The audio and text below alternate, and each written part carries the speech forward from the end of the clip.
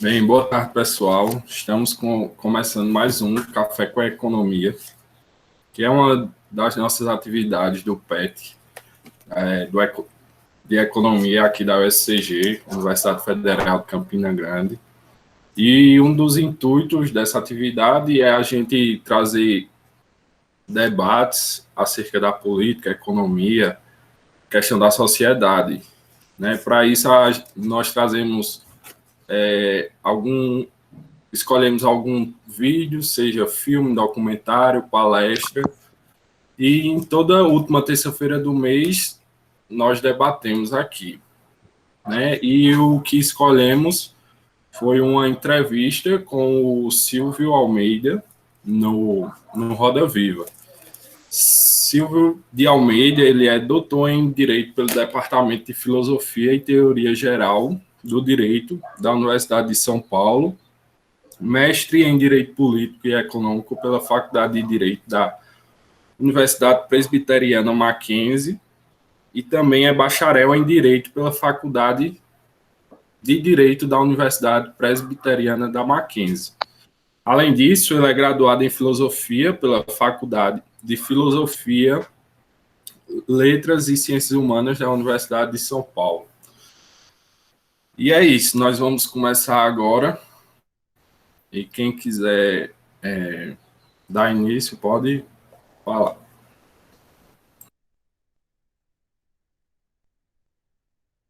Acho que eu vou começar então, né? Boa tarde.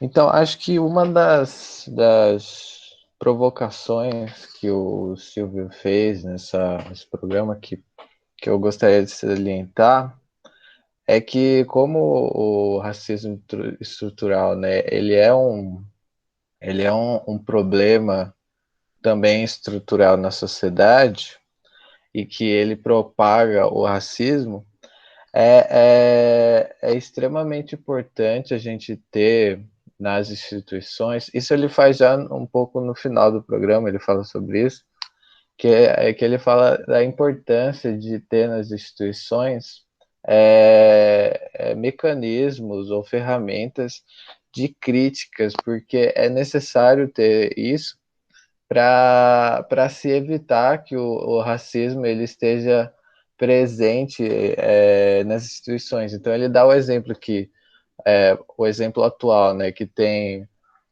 instituições em que você há um representante negro, como a instituição Palmares, só que essa pessoa ela é contra o movimento negro, ou seja, você colocou um representante que você fala que ele representa a miscigenação, fala que representa o direito que dá representatividade ao povo negro, só que a fala desse representante ela propaga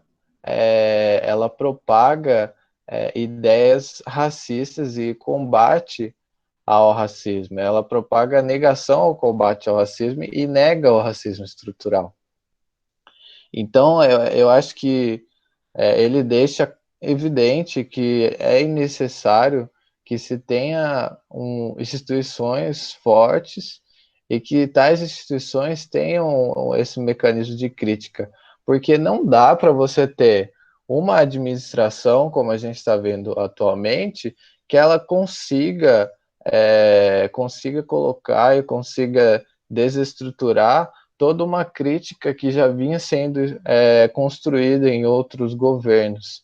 Então a gente viu um progresso sendo feito de estruturar políticas de inclusão, políticas de questionamento, só que a gente vê a administração atual negando tudo isso e falando que não, a gente tem uma miscigenação brasileira, a gente tem uma igualdade, sendo que quando, na questão da realidade, a gente não vê tanto isso ocorrendo, a gente vê a desigualdade empoderando nas comunidades, a gente vê as mortes à população negra estando em patamares muito grandes. Então, acho que é importante sim ter isso, E também quando a gente vê a questão do ambiente da cidade, que ele fala que o ambiente da cidade são ambientes políticos. E quando você tem nesse ambiente cidade representações de, de representações de indivíduos ou de períodos históricos que foram extremamente repressivos e opressores, tanto à população negra como a outras minorias, é extremamente problemático, porque você está incluindo nesse contexto político, uma representatividade que é extremamente violenta e opressora. Um ótimo exemplo o monumento às bandeiras, que traz aquela menção honrosa de que os bandeirantes são os heróis paulistas e que foram eles que construíram São Paulo, sendo que isso é uma construção feita depois dos bandeirantes e que na realidade não é tão factível ao que ocorreu na história. E eu acho que o movimento das bandeiras ele é muito melhor representado pelo desfile da Mangueira em 2018, que a Mangueira traz, no abre-alas dela, o movimento as bandeiras banhado de sangue, porque é exatamente o que ele representa. Ele representa toda a violência que ocorreu tanto aos indígenas como aos negros, que foi feito por todos os bandeirantes, Borba Gato, Raposo Tavares, Anhanguera, todos esses bandeirantes foram agentes de violência naquela época. Então, é necessário fazer que esse contexto político que são as cidades traga uma melhor representatividade do que foi a história. E é exatamente o que ele diz, que existe um revisionismo histórico, que é aquele que nega que que esses instrumentos eles representam violência, que falam que não, os bandeirantes construíram nossa história, a gente tem que manter isso. Mas na realidade eles foram agentes de opressão que perpetuaram a escravidão por muito tempo. Então acho que isso é um dos pontos principais que ele traz na fala dele. Quem é que está na sequência, João? Que tem agora. Várias mãozinhas levantadas. Natan, depois a senhora, depois Lucas. Eu acho que uma das coisas que eu gostaria de pontuar aqui, primeiramente, é sobre essa questão do que é racismo estrutural, né? Que é importante deixar bem claro sobre o que é e como ele se manifesta na sociedade. O Silvio fala durante a entrevista, em vários momentos, e ele cita que racismo estrutural é, de certa forma, a formalização de um conjunto de práticas que integram as organizações políticas e econômicas, né? E que, de certa forma, esse conjunto de medidas, eles menos desfavorece algumas etnias na sociedade, que nesse caso o racismo são a população negra. Então, quando você contextualiza essa ideia sobre o que é racismo estrutural, tem uma das partes que fala de uma pergunta que um aluno fez a um dos professores, que é uma das pessoas que estava fazendo pergunta ao Silvio, de que ele dizia assim, mas já que o racismo é uma questão estrutural, que está dentro da sociedade, que é intrínseco à sociedade, então não há o que fazer, não há o que combater. E o Silvio, ele retruca essa afirmação, ele diz o seguinte, que mais importante ainda do que você saber o que é racismo estrutural é você agir, é você refletir e pensar diferente do que a maioria está pensando. Então você pensa, você age diferente e você não vai na onda do que está sendo imposto pela sociedade. Então essa questão sobre o que você agir, como você deve pensar sobre essa questão do racismo é bastante interessante. E pegando o gancho que Rafa falou sobre a questão das instituições, tem uma parte que achei bem interessante que o Silvio diz o seguinte, que a forma como as instituições hoje estão sendo organizadas, as instituições que combatem o racismo, elas tratam muitos efeitos e não combatem as causas do racismo. Então, por exemplo, se é uma instituição que deveria combater o racismo veemência, né, com frequência, ela tende mais digamos assim, a deixar o problema postergar para o futuro e não combater no presente. Então, essa é uma das primeiras coisas que eu achei bastante interessante nas falas de Silvio.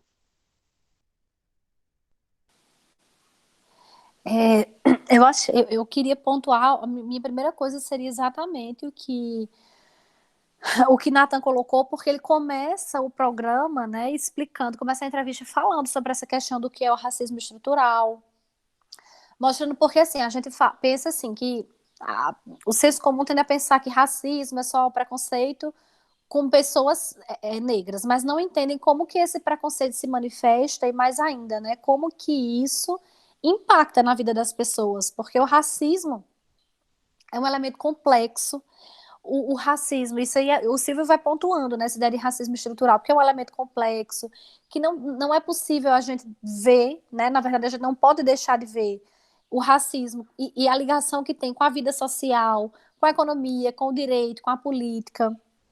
Eu achei muito interessante esse começo. E lembrando a vocês que essa entrevista dele no Roda Viva, ela foi no ar no momento que tinha acontecido o caso George Floyd, né, nos Estados Unidos, e estava acontecendo diversos protestos antirracistas no mundo. Então, assim, a entrevista dele ficou nos trending topics do Twitter, Silvio Almeida no Roda Viva, enfim, foi foi uma entrevista num momento muito oportuno, porque assim deixa claro, e o próprio Silvio salienta isso ao longo da entrevista, que a gente está passando por um momento, estávamos e estamos passando por um momento onde não dá mais para pensar o racismo como uma questão individual, tá? Como um problema individual, como um mal institucional, certo? Então, essa ideia que ele traz de racismo estrutural, que inclusive ele tem um livro, né, falando sobre isso, eu achei muito importante, e mais importante ainda, eu acho que ele diz o seguinte, gente, que sem os brancos não é possível superar o racismo, porque eles também são uma criação do racismo, e que a gente só consegue combater o racismo e sair dessa todo mundo junto, tá desnaturalizando o racismo, porque, e eu acho que foi bem oportuno a gente estar discutindo isso agora, depois de a gente ter visto aquele capítulo do livro do Pedro Rossi e lido o capítulo em que o próprio Silvio fala que o teto de gastos, já trazendo, obviamente, para o nosso lado da economia, ele é racista. Porque o racismo estrutural está em todas as esferas, as esferas econômica, política, social. Quando a gente observa, por exemplo, o percentual de pretos e pardos nos pobres e miseráveis. Saiu agora, estava no Nexo Jornal, eu não sei se vocês viram, eu não lembro, mas eu acho aqui bem rapidinho esses dados que evidencia que, de novo, o racismo não é só essa questão individual, não é só o preconceito contra a raça, mas, no caso, a gente está falando dos negros, mas como que isso se produz, se manifesta na sociedade, nos impactos econômicos, sociais. Olha só, o Nexo Jornal fez um compilado dos dados do IBGE no segundo trimestre de 2020. E, assim, o salário, vejam bem, a média salarial de uma mulher negra, R$ 1.573. De uma mulher branca, R$ 2.646. De um homem negro, R$ 1.950. De um homem branco, R$ 3.467. O rendimento médio mensal considerando gênero e cor, tá? E raça. A taxa de desocupação. A taxa de desocupação, gente, a maior é da mulher negra, 18,2%. Seguido por quem, adivinhem? Homens negros. Quem fica no final? Homem branco. Tá? Então, veja, do topo do menor para o maior, a taxa de desocupação do homem branco é 9,6%. Da mulher negra, 18,2%. Tá? Então, assim, a gente sabe, a gente tem esses dados, a gente tem esse acesso. Então, assim, de fato, o racismo não é só um problema institucional, é um problema que interliga todos os lados da vida social, dentre os quais se inclui a economia. Tá? E você pega um Brasil, um país de maioria preta e parda, que é o Brasil, tá? E você coloca essas pessoas nas piores posições. Quando você faz o recorte de raça, os negros sempre aparecem nas piores posições de postos de trabalho, de rendimento, de escolaridade, de pobreza. Então, o que é? Então, eu acho que precisa gerar essa reflexão. Por que é que eles estão ocupando esse lugar? De onde vem? Por que esse lugar, sabe? Por que um homem branco precisa ganhar, às vezes, o dobro de um homem negro? O que é que causa isso? E aí, se você tem uma política, porque nós vimos aquele capítulo, de novo, recomendo para todo mundo que não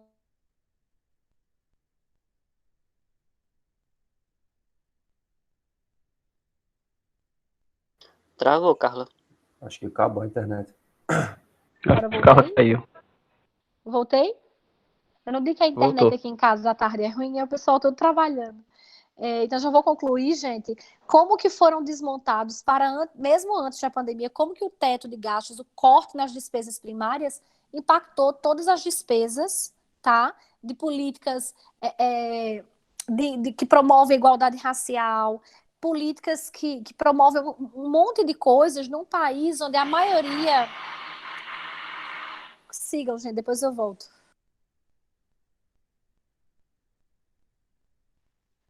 Boa tarde. Eu gostaria também de contribuir com a discussão sobre racismo estrutural, pois eu acredito que é um conceito bastante completo e complexo e consegue explicar como é que o racismo ele funciona na nossa sociedade, né?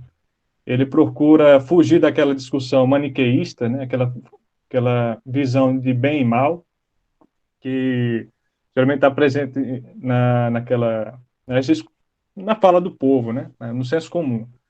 E achar que, pois essas estruturas, né, quando elas são racistas, elas oprimem a população, né? Então, nós não podemos pensar que existe justiça num país que tenha racismo estrutural presente, né? Um racismo presente nas estruturas que passam a oprimir parte da população, né?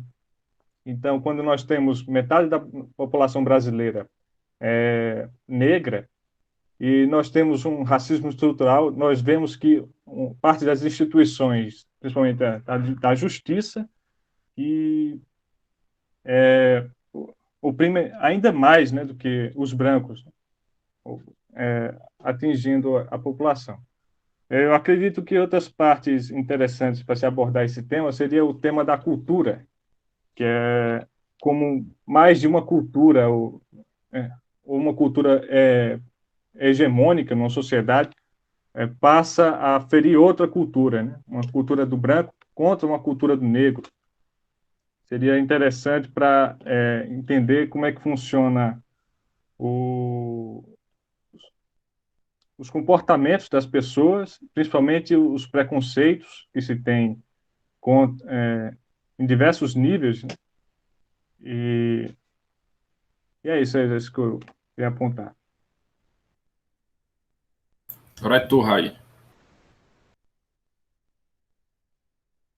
Bom, observando os últimos encontros da gente, eu acho que não tem como dissociar qualquer debate que a gente faça no GAS, no Café, no Clube do Livro, com a agenda econômica do governo, com a ideia do Estado mínimo, da austeridade fiscal, da PEC do teto. Não sei se é porque é uma questão de ser economista, de puxar mais para o lado da economia, como Carla falou, Pode mas ser também, viu, Raí? É exatamente assim, no começo da entrevista, né, de Silvio, ele começa já a entrevista falando que a ideia do Estado mínimo ela é incompatível com o momento em que as pessoas precisam da proteção do Estado. Então, assim, não existe possibilidade de pensar em austeridade sem, ao mesmo tempo, não ser racista, porque a gente sabe que a desigualdade no Brasil ela tem cor, pois afeta mais a população pobre e negra.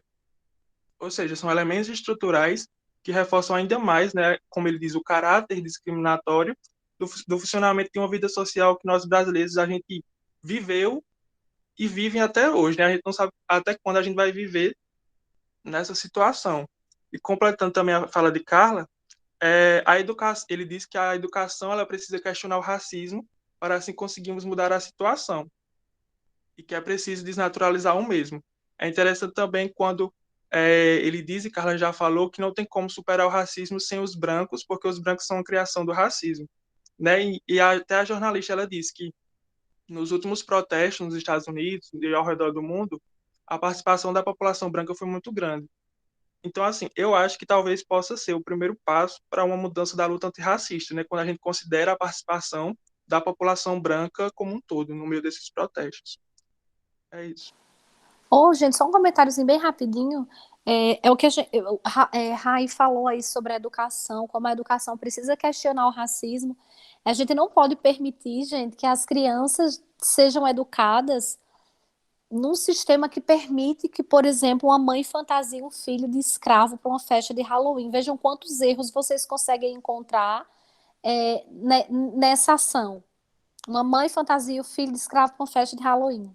Quantos erros a gente encontra? Então, assim, eu acho que uma forma de combater esse racismo estrutural é ainda na infância. Eu acho que a gente precisa ter um sistema educacional que ensine o que foi a escravidão, que não mencione de forma romantizada, tá? Que escancare mesmo o que foi, porque eu acho que se as pessoas crescem tendo alguma noção do que significou a escravidão, do que significou séculos de escravidão nesse país, talvez seja uma das formas de começar a modificar esse pensamento. Não é só aprender de forma romantizada que a gente viveu, não é só mencionar que a gente viveu séculos de escravidão, é mostrar o que foi e o que isso traz até hoje, sim, senhor. Porque quando a gente olha para todos os postos, para todos os cargos mais qualificados, para o perfil das universidades, muito embora tenha mudado nos últimos anos, se a gente olha onde os negros estão, não dá para a gente não se questionar. Porque olhem para o nosso departamento. Quantos professores negros vocês tiveram ao longo da graduação até agora? Olhem para os eventos que a gente promove. Quantos palestrantes negros como proporção dos brancos, a gente convida? Vamos prestar atenção nesse tipo de coisa. Olhem para o PET, olhem para o nosso grupo. Qual é a representatividade dos negros dentro do nosso grupo? E por quê? E por quê? Eu acho que uma coisa muito importante é a gente se perguntar por quê. E não me venham, né, com aquela meritocracia, professor, porque os brancos têm mais, não cabe. Num país que viveu séculos de escravidão, meritocracia já não caberia para nada, na minha percepção. E ainda mais para um país extremamente desigual, com séculos de escravidão nas costas.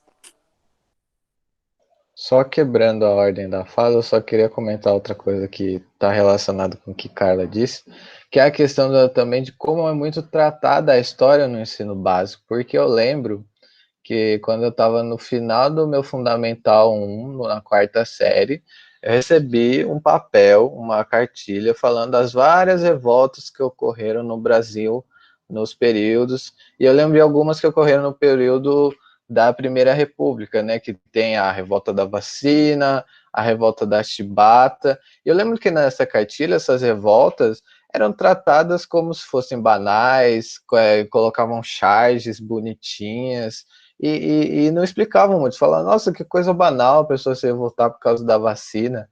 Mas é exatamente isso, essas revoltas, elas ocorreram porque o Estado daquela época era extremamente opressor. Por que houve a revolta da vacina? Porque o Rodrigues Alves estava fazendo uma política de limpeza e de eugenia no Rio de Janeiro, retirando os pretos e os pobres dos cortiços e colocando nos morros. E a vacina foi o estopim, foi o gatilho para essa população se revoltar com o governo do Rodrigues Alves. Por que ocorreu a revolta da chibata? Porque a Marinha perpetuava ações e repreensões a negros que relembravam a época da escravidão. Só que isso não é dito no ensino básico. Trata-se como se fosse uma brincadeira. Ah, eles se revoltaram porque eles eram contra a vacina do Oswaldo Cruz. Não, eles se revoltaram porque o Rodrigues Alves era um escroto que tentava fazer política feita na França, no Brasil. É exatamente por isso que eles revoltaram. Não é porque era uma brincadeirinha que Oswaldo Cruz queria vacinar todo mundo, não. É porque era feita políticas pseudocientíficas no Brasil, de eugenia, de limpeza, de tratar o Brasil como se fosse um paraíso turístico para os europeus, como se Rio de Janeiro pudesse ser a França. Então é exatamente isso que é uma das problemáticas, tratar revoltas que se pautavam em combater o racismo como se fosse uma brincadeira, e não é uma brincadeira. A revolta da chibata não foi porque era uma chibatadinha, eles eram chicoteados. A Marinha perpetuava ações escravocratas. E por isso que foi feito tal. E eles foram dizimados. Só um dos revoltosos sobreviveu. O presidente, acho que foi o Campos Salles, deu anistia para os revoltosos e só o líder sobreviveu. Todos morreram na prisão.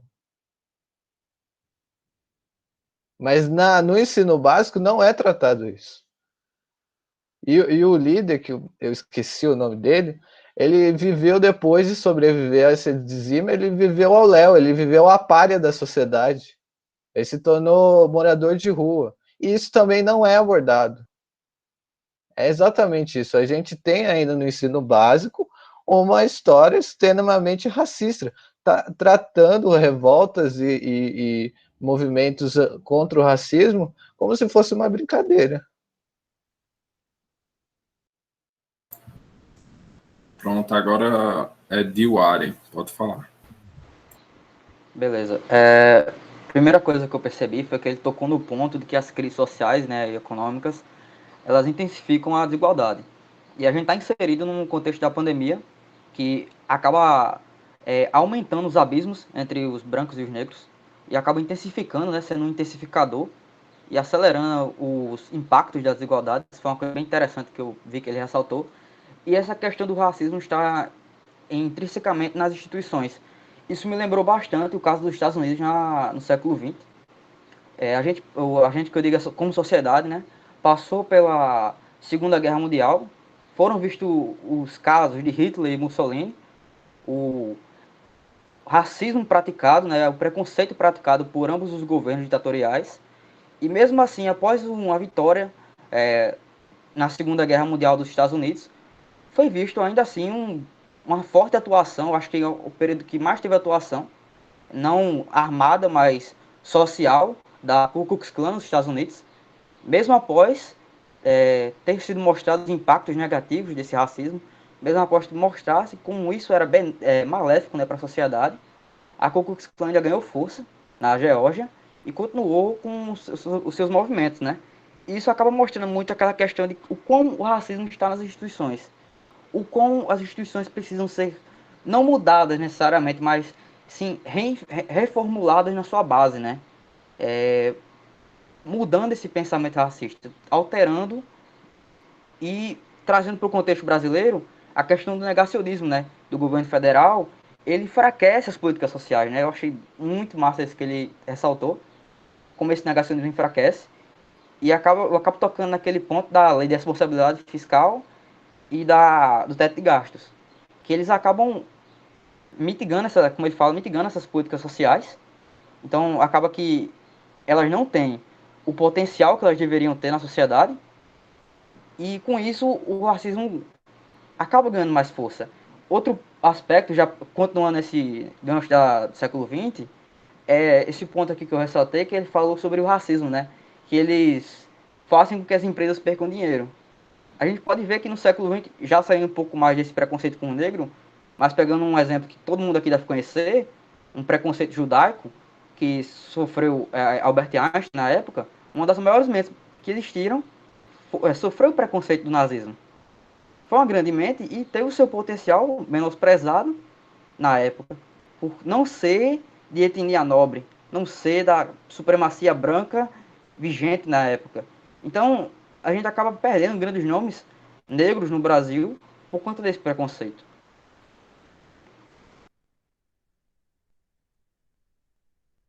Pode falar, Cíntia. Primeiro, tem muitas coisas para se apontarem. Não sei se vocês sabem, né? Mas Carla já citou. Ele tem um livro, Racismo Estrutural. Muito do que ele fala durante o Roda Viva é baseado nesse livro. É um livro incrível, leiam, recomendo. Inclusive, tá aqui vendo as anotações. Eu vou tentar não sair muito do foco do Roda Viva, né? Mas ele não cita exatamente isso diretamente, mas ele faz algum paralelo, né, sobre o liberalismo e tal. E aí no livro dele, inclusive, ele vai fazer o relacionamento das ideias dos iluministas, né, que ele fala que a ideia do iluminismo era levar liberdade e tudo mais, enfim. E aí, séculos depois, essa mesma ideia é a ideia que vai levar, né, o colonialismo para a África. E aí é quando vai realmente sair essa ideia de raça, né? Uma pessoa que a escravidão até então a gente sabe que não era baseada em cor, de pele, traços e afins. mas através dessa construção acabou que se tornou assim, né? Você tem que ter algum vetor, algum fator que você consiga fazer as pessoas aceitarem. Você chegar em um lugar, tirar aquelas pessoas que tinham toda a sua organização, reis, rainhas, enfim, afins, uma cultura diferente, mas ter um modo de dizer, não, essa pessoa ela é inferior. Então, a gente sabe, na maioria das coisas, como é baseado, né? Traços físicos, tom de pele e afins. Tem muita coisa que ele toca, né? E vocês acabaram falando muito nisso, então vou tentar não fugir muito. Mas eu acho que foi Rafa, foi alguém que falou um pouco em questão. Acho que foi o Lucas, na verdade, falou uma questão cultural, alguém tocou, né? E tem um dado momento no Roda Viva que ele fala que, por exemplo, o branco no Brasil, quando ele chega fora do Brasil, ele não é branco. Ele não é considerado uma pessoa branca. Da mesma maneira, tem um conceito que não é nem no livro do Silvio, mas ele também toca nisso, que vai ser o culturalismo, né? Que é, no caso, por exemplo, um negro nos Estados Unidos, através dessa ideia, ele vai se sentir superior ao negro do Brasil, por exemplo, né? Então a gente vê que ao decorrer dos anos foi se dando uma construção que o racismo ele vai tomando tantas formas, tantas concepções que ele realmente está em tudo, né? Então, por exemplo, no livro também dele ele vai falar, né, do racismo na concepção política, econômica e jurídica, né? Então, por isso também o racismo estrutural é tão abrangente. E outro ponto que eu acho muito, muito brilhante dele é que, em algum determinado momento, alguém faz perguntas sobre o movimento negro, né? E falam essa comparação, porque o movimento negro nos Estados Unidos é diferente no Brasil, né? E aí ele vai falar, né? E um dos pontos que ele fala, por exemplo, é que as pessoas não sabem, mas, por exemplo, o MST, ele cita, em sua grande base, a maioria é composto por negros, vem do movimento negro, mas as pessoas não veem isso. Então, acho que um pouco do que você sente é que, de maneira geral, você vê que não tem uma construção, ou pelo menos não é nenhuma construção, acho que não tem esse repasse de quão forte é o nosso movimento negro brasileiro. A gente não chega pra gente. Eu acho que, querendo ou não, a gente faz um gancho. O pessoal que estava aqui no último clube, que foi o Amarelo do Emicida, grandes nomes da história negra brasileira, inclusive a Angela Davis cita, vocês têm grandes nomes, grandes pensadores, e por que vocês ficam olhando para os Estados Unidos, sabe? Então é muito isso. É tão complexo que quase sempre que você toca em racismo, as pessoas vão olhar para os Estados Unidos. Qual foi o grande estopim, por exemplo, dessa chamada do Silvio Almeida para o Roda Viva? Foi o caso do George Floyd, que aconteceu nos Estados Unidos. E acabou reverberando aqui no Brasil. Foi onde começou muitas pessoas a ter todo aquele movimento Black Lives Matter. E aí, pouco tempo depois, na mesma época, teve aquele caso, né, aqui no Brasil, da mulher que o policial cometeu a mesma coisa, só que só foi divulgado tempos depois. Teve o caso da Miss, né, que o filho caiu. Então, ele vai fazendo essas comparações com a nossa realidade, que a gente também tem coisas que, sim, a gente deve se comparar, mas a construção do movimento negro nos Estados Unidos se decorreu de uma maneira totalmente diferente aqui no Brasil, né? Então, a gente tem que dar as devidas comparações, né? Então, acho que isso é um ponto muito crucial. Não está sempre só olhando para os Estados Unidos, a gente tem os nossos problemas aqui, a gente tem grandes pensadores aqui, sabe? A gente tem uma construção. E outro ponto que Rafael tocou, se eu não me engano, é em questão da representatividade. Eu acho brilhante que ele fala.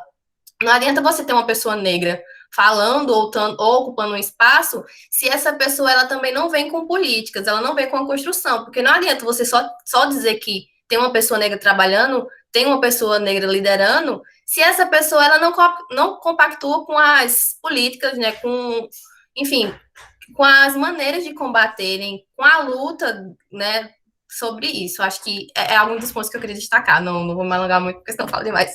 Mas era isso, assim, esses pontos que acabam destacando e fazendo várias relações. O que mais, gente? Tem mais alguém inscrito? Eu acho que às vezes a gente não tem. Pedro ia falar? Era só para mais complementar. A própria questão do racismo dentro até da própria estrutura do esporte, inclusive.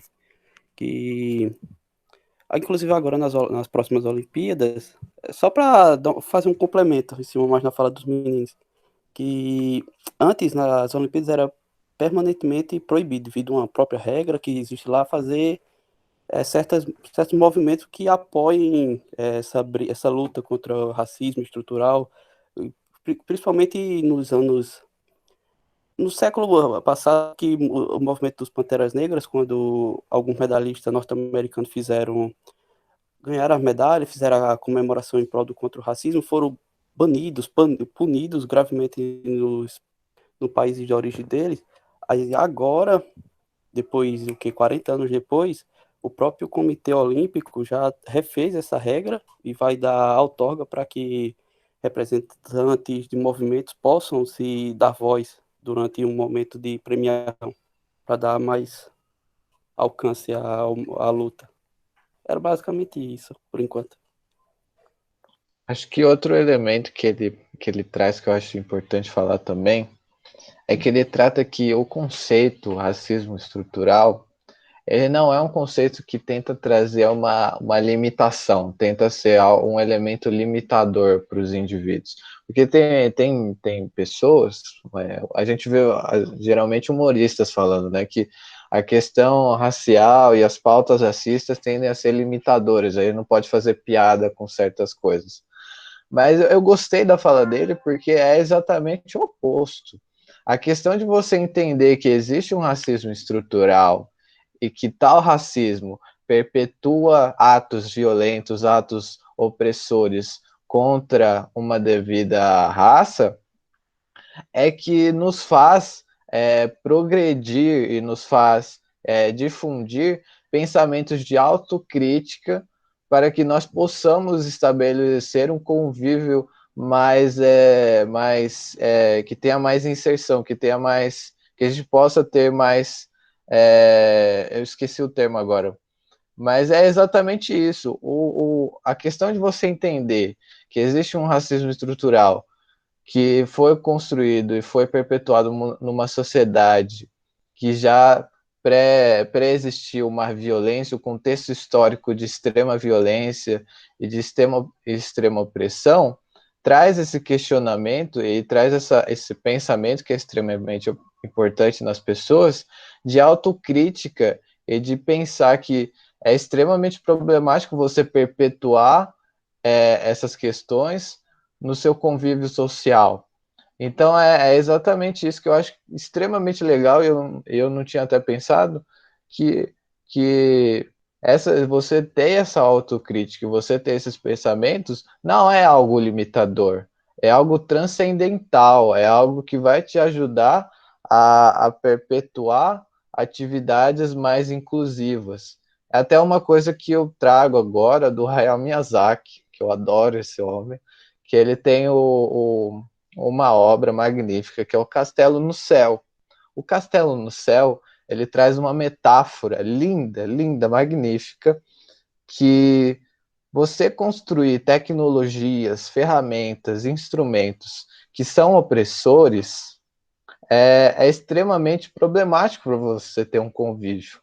E ele traz esse exemplo que o Castelo no Céu seria essa tecnologia opressora e que os construtores dessa tecnologia, eles deixam para lá. E o que o Hayao Miyazaki quer dizer com isso? Que a gente tem que deixar de perpetuar tecnologias, instrumentos, pensamentos opressores para a gente tentar trazer questionamentos, críticas e ações que sejam mais inclusivas. E eu acho que essa questão de entender o racismo estrutural e como ele é perpetuado na sociedade é exatamente um ato de inclusão que você está fazendo, de fazer a sua autocrítica. Acho que é isso, eu já terminei. E assim, Rafa, às vezes a gente não tem noção do alcance ou da importância das coisas que a gente está fazendo, porque a gente está hoje aqui, né, no contexto que nós estamos vivendo, trazendo um documentário de tanta relevância. Eu realmente, enquanto professora e tutora do grupo, eu lamento muito que as pessoas se interessem tão pouco no nosso curso por esse tipo de ação que a gente promove o tempo todo em várias atividades, porque se você pensar o que é hoje você reunir um grupo de jovens, né, que como Maria da Conceição Tavares depositou toda a confiança nos jovens para modificar as coisas, o que é a gente estar agora, no atual contexto, com um grupo de jovens falando sobre racismo estrutural. Tá? Então, a gente falando sobre, para além disso, falando como que esse racismo estrutural se manifesta no que a gente vê na economia. Como a economia contribui para manter isso. Como que a economia, como uma parte da dinâmica da vida social, também está nas entranhas desse racismo estrutural. E como todas as políticas de austeridade fiscal, elas têm sim um tom racista, uma vez que elas contribuem, uma vez que o país é racista. O racismo estrutural está no nosso país, está nas nossas instituições, está nos resultados que a gente vê todos os dias, nos dados que a gente acompanha. Está na vida das pessoas para além dos dados. Então, eu achei, tem uma parte que acho que é já para o final mesmo da entrevista, quando Silvio fala assim, né, o que a gente vai deixar para os nossos filhos, para os nossos netos, e tudo isso depende, o que a gente vai deixar depende de um projeto político que a gente vai construir.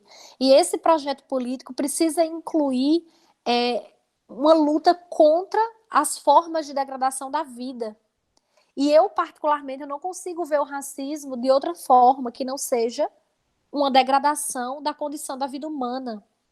E ele diz, ele termina, eu acho que é lá para o final mesmo, que ele diz que a gente tem que criar condições, as condições precisam ser criadas para que as pessoas que venham depois de nós encontrem um mundo melhor do que o que nos foi dado.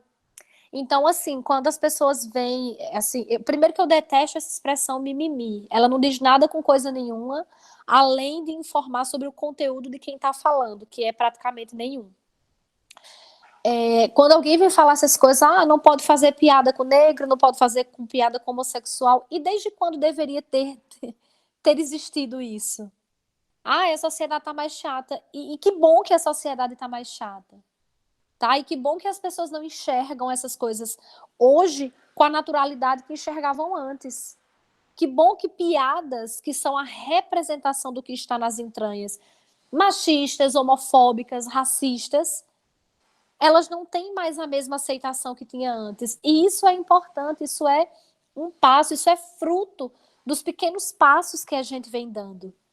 São pequenos, mas são significativos. Falta muito, falta. E a gente não pode desistir de lutar. E o não desistir de lutar faz parte do que a gente está fazendo agora. Resistindo. Num momento como esse, fazendo reflexões sobre um problema que assola não só. A gente está falando do nosso país, mas não apenas, mas de forma mais intensa o nosso país. Onde a maior parte da população desse país é negra. Tá? Até os brancos no país têm sangue negro, sim, senhor. Certo? Então, é um país em que a maioria dos pobres é preta, tá? A maioria dos analfabetos, idem. A maioria dos extremamente pobres, a mesma coisa.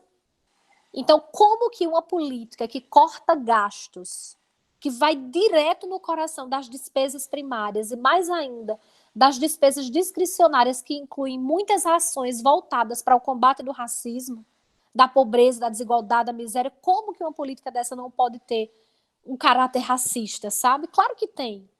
É claro que tem. Basta a gente entender o Brasil do jeito que ele é, do jeito que os dados mostram, do jeito que a realidade mostra. É só entrar no site do IBGE, dos indicadores sociais, é só entrar na PNAD contínua, é só entrar em qualquer dado que você tenha sobre a realidade brasileira vai mostrar qual é o lugar, qual é a ocupação que a maioria preta dessa população ocupa, tá? Então, assim, só para reiterar a importância do que a gente está fazendo, do que a gente faz, mesmo que não tenha a participação que nós gostaríamos que tivesse.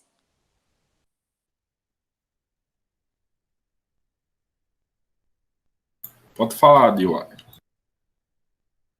Eu só queria pegar esse gancho de Pedro e Rafa, que eles falaram recentemente, que, não sei se vocês conhecem, eu não sei se vou conseguir pronunciar o nome dele correto, Jesse Owens, que foi um norte-americano que ganhou 4 Olimpíadas de ouro. Ele ganhou 4 ouros.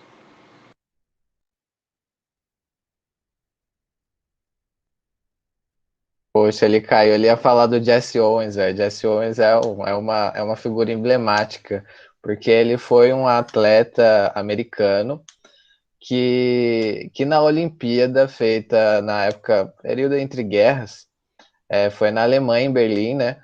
O Hitler queria mostrar porque queria que a raça ariana era a melhor de toda, e ele queria que a raça ariana ganhasse todas as medalhas. Aí chega o Jesse Owens no atletismo e esbanja na cara do Hitler, e o Jesse Owens é preto, é negro, esbanja na cara do Hitler que ele tá completamente errado. E o Hitler fica só olhando o Jesse Owens levar todas as medalhas de ouro em atletismo perante os arianos. Foi muito da hora essa citação. Claro, tava ligando pra mim, mas voltei aqui. Jesse Owens, ele ganhou quatro medalhas. Ele foi o primeiro a ganhar 4 ouros. Ele ganhou, pesquisei aqui pra ver qual era as medalhas que ele ganhou. Ele ganhou 100 metros rasos, os 200 metros e salto com distância. E também 4 vezes 100 metros rasos, não sei como é que é essa prova, mas ele foi o primeiro a ganhar 4 ouros na história do atletismo olímpico. Então, você imagina o que deve ter sido, como o Rafa falou agora que eu pude escutar, que deve ter sido para um supremacista branco saber que um negro ganhou mais medalhas do que qualquer branco, que seria superior, vamos dizer assim, entre aspas.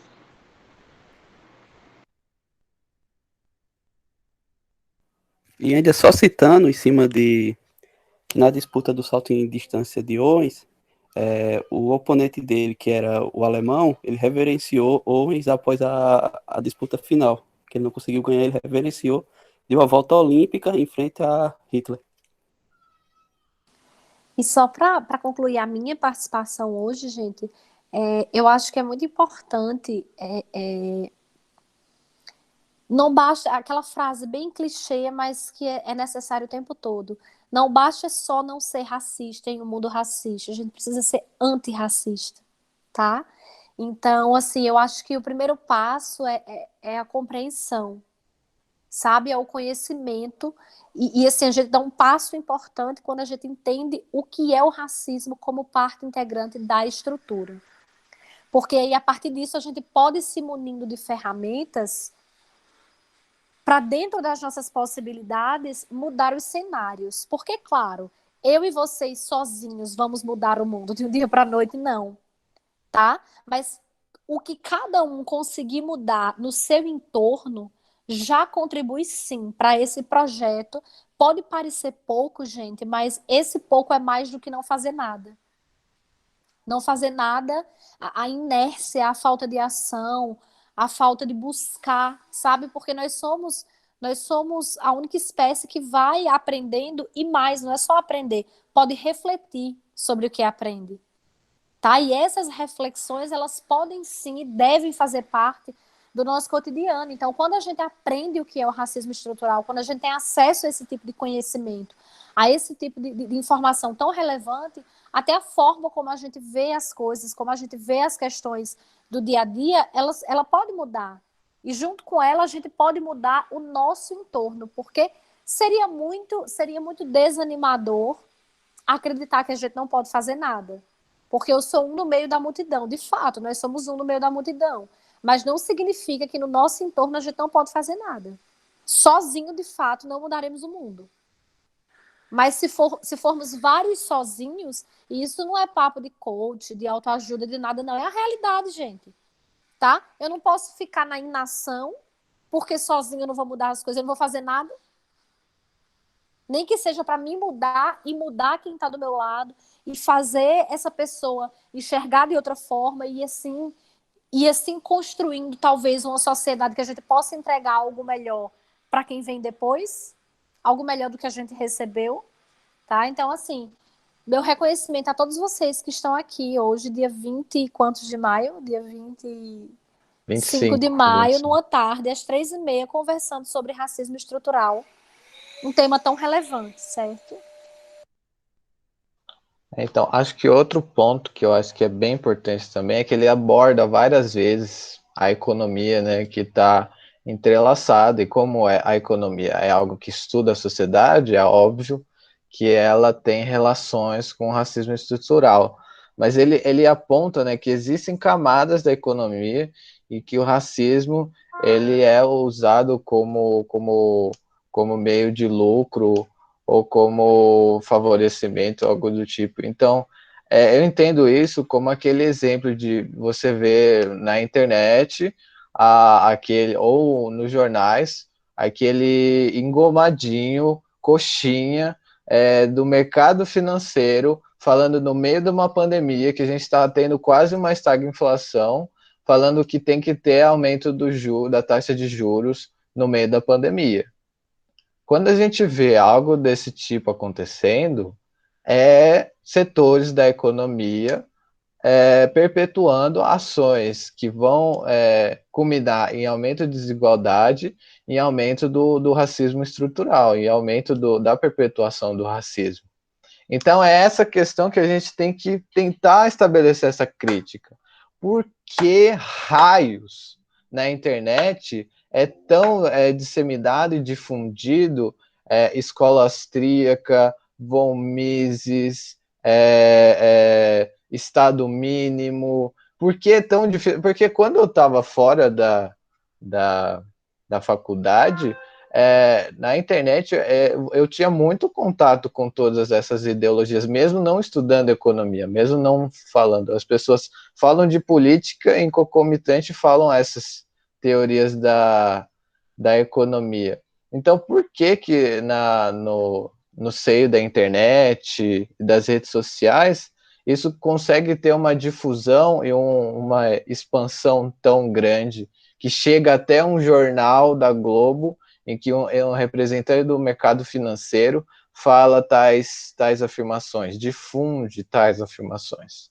Então, acho que é isso que a gente da área da economia tem que também estabelecer essa crítica, porque tais ações, tais diálogos, falas, elas corroboram para tanto a expansão do racismo, que a gente está vendo nessa pandemia, e a expansão da desigualdade, que é uma das camadas do racismo.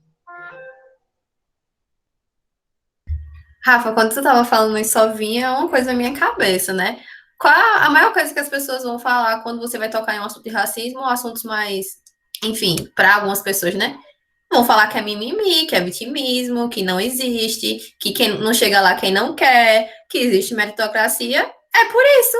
Por isso que há assuntos que pra gente, a gente se pergunta, cara, isso é tão importante, isso é tão relevante, tem gente morrendo por isso, porque ninguém liga. Porque foi o que foi falado no último gasto, é uma construção social. Isso é, tipo, desde a construção do Brasil, que a gente vive nisso.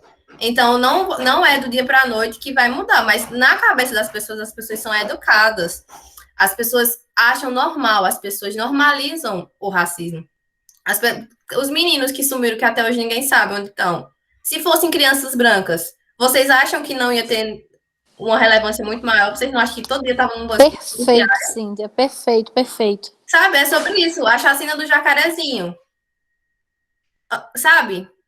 A necropolítica. Minha gente, assim, quando ele fala em racismo estrutural, é sobre isso. A nossa sociedade, ela é racista. Então, sem querer ou não, todos nós, em algum grau, somos racistas. Uns mais, outros menos. Mas todos nós somos racistas. Eu sou racista. Eu, em algum momento, eu reproduzi racismo, mesmo sendo uma mulher negra. Na verdade, então, assim, não sabe? Não é que seja, mas a gente... Porque eu olho para você, jamais eu lhe veria como uma pessoa racista. Não só, enfim, pelo que eu lhe conheço, mas assim, não é que a gente mas a gente reproduz. Isso aí. A gente reproduz comportamentos da sociedade que nós somos fruto. E onde é que o conhecimento faz toda a diferença? É a gente se dar conta do que está reproduzindo e aprender com o que está reproduzindo para não fazer. Seja isso em relação a tudo que caracteriza, que é naturalizado nessa sociedade. Seja racismo, seja machismo, seja homofobia. Tudo isso, nós, por mais que não sejamos machistas, racistas e homofóbicos, em algum momento pode ser que ou já tenhamos reproduzido ou iremos reproduzir comportamentos com essas características, porque são naturalizadas na sociedade. E aí vem a nossa informação de até, Cíntia, nas coisas que a gente fala no dia a dia, de como a língua portuguesa, né, o fazer nas coxas, o criado mudo, o denegrir, o inveja branca e por aí vai, como essas coisas fazem sentido quando a gente começa a perceber com outro conjunto de informações. Então, você não é racista. Você pode reproduzir. Eu fui um pouco pesada na minha fala, mas estou em sua defesa. Eu reproduzo racismo em algum aspecto, né? Acho que é isso. É porque, assim, pelo menos eu acho, assim, uma visão não muito particular, mas acho que, querendo ou não, muito dessas pautas veio começar a ser levantada 2015, 2016 para cá. Porque, por exemplo, eu mesmo, eu não via mulheres negras com cabelo cacheado na televisão, um exemplo. Isso é uma reprodução de racismo. Eu vi esse de uma pesquisa, quantas protagonistas negras vocês viram na vida de vocês, assim, na novela da Globo, enfim, quantos jornalistas negros você vê? Então, assim, tá em tudo, minha gente. Não tem pra onde correr. Carla mesmo citou. Quantos petianos negros tem? Quantos professores negros tem? Sabe?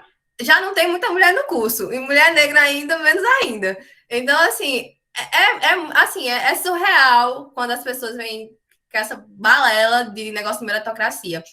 E tocando nisso, acho que a gente acabou passando um pouco batido, ele ainda fala, né, vai falar sobre as cotas, sobre as políticas públicas dos governos, desde o Fernando Henrique, governo Lula, Dilma, né? Então ele fala do ataque às cotas, enfim, as fraudes que acontecem, talvez nesses dias, o número de fraudes de pessoas que não são negras, mas são negras para tentar fraudarem as cotas, é muita coisa, né? Até o pouco, né, que é uma política mínima, assim, de reparação histórica, mas que teve uma significância, assim, gigantesca, o número de pessoas que conseguiram acesso e tal. E eu acho que é bom relevar também, é bom destacar que, além dessas políticas, né, de cotas, a universidade pública ela tem um além que é as bolsas, né? Então, não adianta você só dar a oportunidade da pessoa entrar na universidade, você tem que fazer ela se manter ali, né? E querendo ou não, como a maioria das pessoas negras estão inseridas num contexto de renda menor, então, assim, são várias questões que não tem como cara, não. A gente volta para a economia, a austeridade fiscal, minha gente. Então,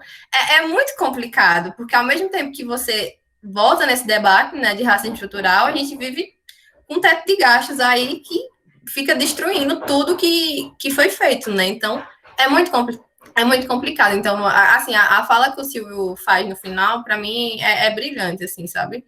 A gente tem que continuar tentando. E vou fechar meu pensamento. Tem uma parte também que ele fala, né, que é o movimento negro, que ele fala, eu não estaria aqui, Silvio, vocês estão da bancada não estariam aqui, se pessoas, no caso do movimento, não tivessem lutado, né? Então, até pouco tempo a gente não conseguia votar. Eu lembro que no meu artigo eu citei que, na época que a gente instaurou a República, os negros não conseguiam votar, as mulheres negras não conseguiam votar, os indígenas não conseguiam votar, então eles nunca tiveram representantes para fazer políticas públicas, a gente nunca teve política pública. Ressalto o que eu falei em algum momento aqui passado, lei das terras, sabe? Foram várias leis que foram criadas para excluir essas pessoas, então por isso que essas pessoas até hoje são as maiores em todas as penadas aí de educação, analfabetismo, enfim, Carla já tocou nisso, não vou repetir. Mas é sobre isso, gente, racismo é isso. Então, assim, não enxerga quem não quer. E assim, no momento, e só para fechar, no momento que vocês, isso vai para tudo, no momento que vocês veem que vocês tiveram alguma atitude, se tá errada, vocês corrijam. Porque a partir do momento que vocês sabem que estão errados, vocês continuam, então vocês só estão reproduzindo racismo, vocês só estão sendo racistas, não tem para onde correr. Mas, em algum momento, quando você reconhece que errou e vê que vai mudar, então é isso. Assim, e outra coisa, tentem falar com as pessoas, a educação começa em casa. Quando você vê as pessoas da sua família, afins, amigos fazendo alguma coisa errada, tem que falar, porque não adianta só militar na internet, sabe? Militar de maneira errada, tá, gente? Militância é muito importante, inclusive, abre aspas, fecha aspas, tá? Mas eu falo só em questão de estar, que nem a gente viu muito ano passado, tô falando demais, desculpa, mas Black Lives Matter. Quantas pessoas nunca vocês viram falando sobre racismo? Pessoas que reproduzem racismo, compartilhando isso, sabe? E aí? Acabou, cadê essas pessoas? Sabe? E outra coisa, nem serve para falar sobre racismo. Serve para falar sobre todos os assuntos. Uma das maiores demandas é exatamente isso. Tipo, negro não é só para falar de racismo, sabe? É para falar sobre as outras coisas, é para estar ocupando outros espaços. Tem pessoas inteligentíssimas estudando sobre uma ruma de coisas, sabe? Cadê essas pessoas? Porque a gente sempre fala. Porque outra coisa que incomoda muito, principalmente quem é negro. Por que só negro só sabe falar de racismo? Por que negro só palestra no dia 12 de maio e no dia 20 de novembro? Cadê essas pessoas o resto do ano, sabe? essas pessoas também têm outras pautas, outras contribuições. Eu vou encerrar aqui, porque senão eu falo demais, me empolgo, mas é isso, galera. Desculpa aí que eu me estendi um pouco, mas é porque é muita coisa, assim, sabe? Não tem como se conter.